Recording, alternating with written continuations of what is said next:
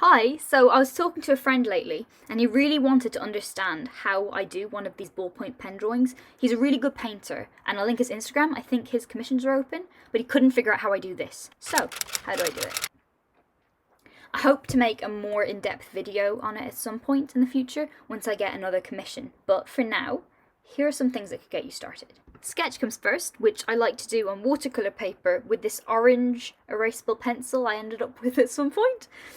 Watercolour paper is really good for this because it has some grit to it, which will be useful for when I start layering with the pen later.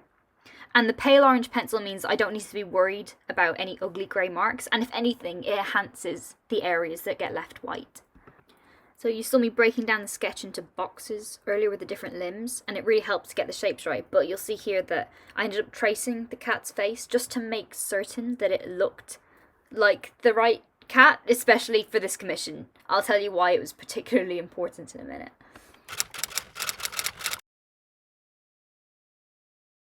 I usually start with a yellow ballpoint pen to establish where the shadows are without fully committing to them.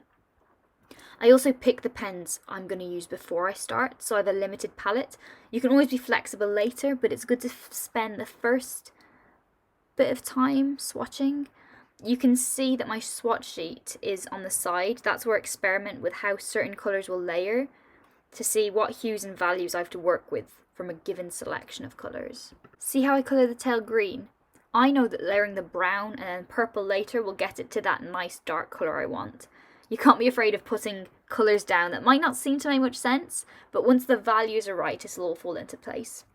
I also try to work the whole page at the same time, not getting hung up on a specific part too soon, but getting a base colour down everywhere. So the story behind this commission was sad and funny.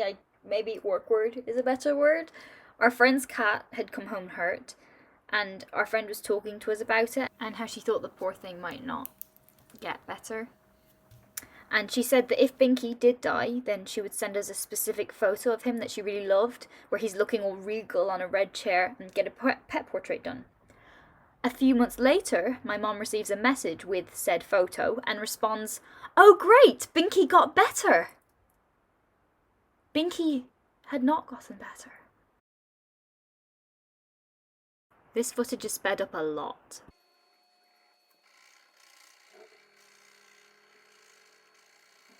Here's how it looks in real time. I mean, I'm kind of speedy, but it takes a while.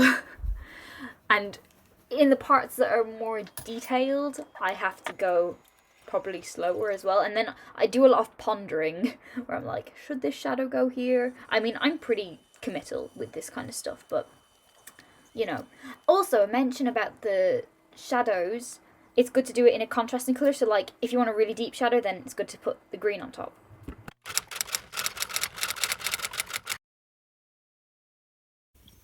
I love the part when you rub everything out.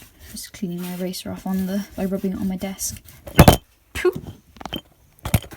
Don't want to rub black smuts all over the whole thing. That would be very counterproductive. And also, don't want to ruck up the paper by rubbing. I need to be like careful and hold it flat, because there's nothing worse than that. No, not a smut. I make the border so wide in case they need to frame it or they need to cut it down to fit a frame, just so that it's easy, because I know it's annoying if you have a picture and then you want to frame it and the piece of paper doesn't work with all the mount and all that kind of stuff, you know. I'm also going to get rid of these border lines. Oh, imagine if the ink was still wet. The thing is, it's ballpoint pen, so that's very unlikely. Sweet. There we go. Another piece complete. Very happy with this. So happy with this. Excellent. If you want to talk about getting commission for yourself, feel free to message me on Instagram or leave a comment, or I think my business email is on display in different places. Have a good day.